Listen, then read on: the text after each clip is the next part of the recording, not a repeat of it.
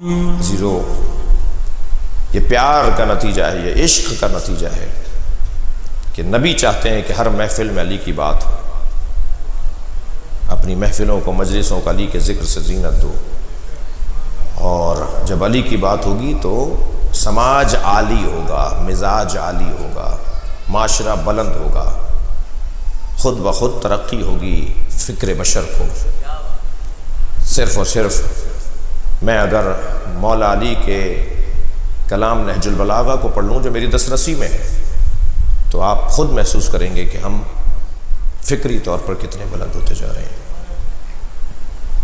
انفسنا وانفسکم، ہم اپنے نفسوں کو لاتے ہیں، تم اپنے جیسوں کو لاؤ، ہم اپنے جیسوں کو لاتے ہیں، اور اپنے جیسوں میں مولا علی کا وجود ہے۔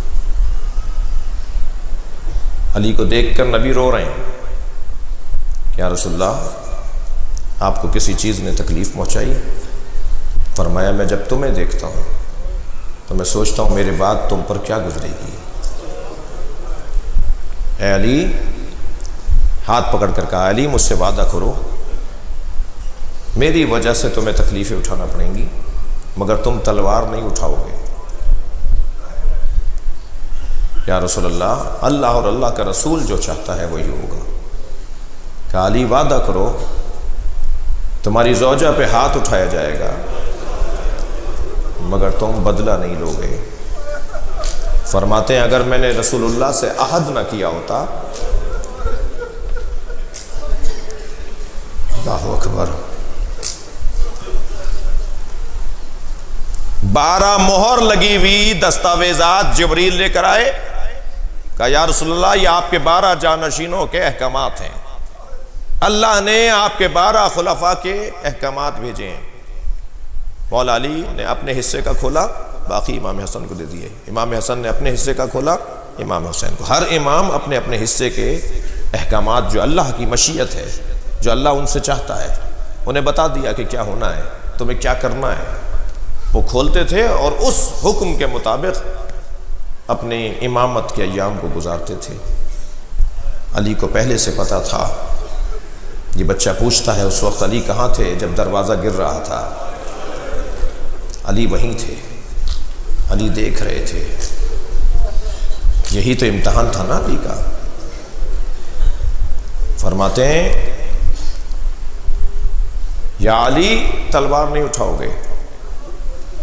بیٹھے ہوئے تھے، کھڑے ہو گئے، آنکھوں میں آنسو بھر کے کہا اچھا یہ ہے نا ذہن میں میرے بچوں اور جوانوں کے کہ مولا علی غیرت مند بہت تھے۔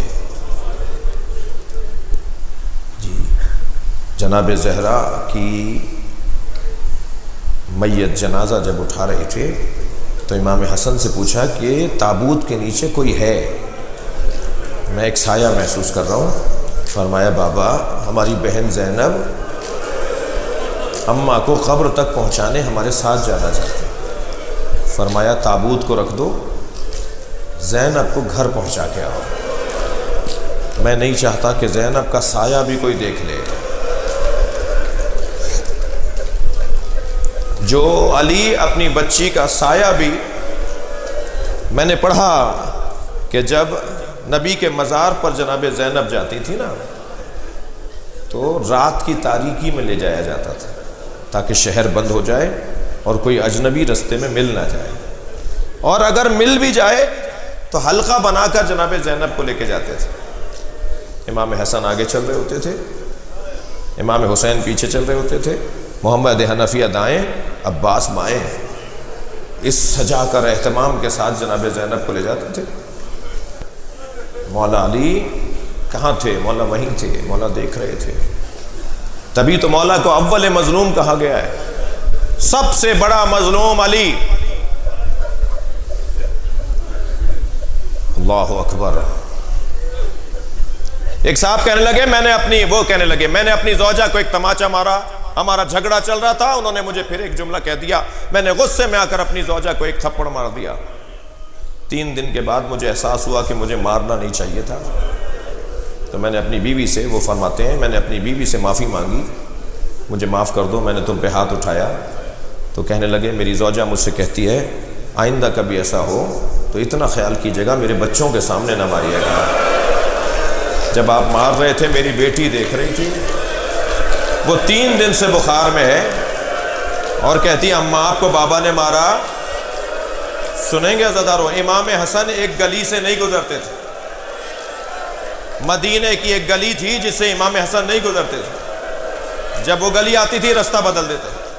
کسی نے پوچھا مولا آپ اس گلی سے کیوں نہیں گزرتے؟ فرمایا میری ماں زہرا پر ہاتھ اٹھایا گیا۔ اجرکم اللہ، اجرکم اللہ۔ اللہ کسی غم میں نہ رلائے، سوائے غم اہل بیت میں ہمیں رونے رلانے والوں نہ قرار دے۔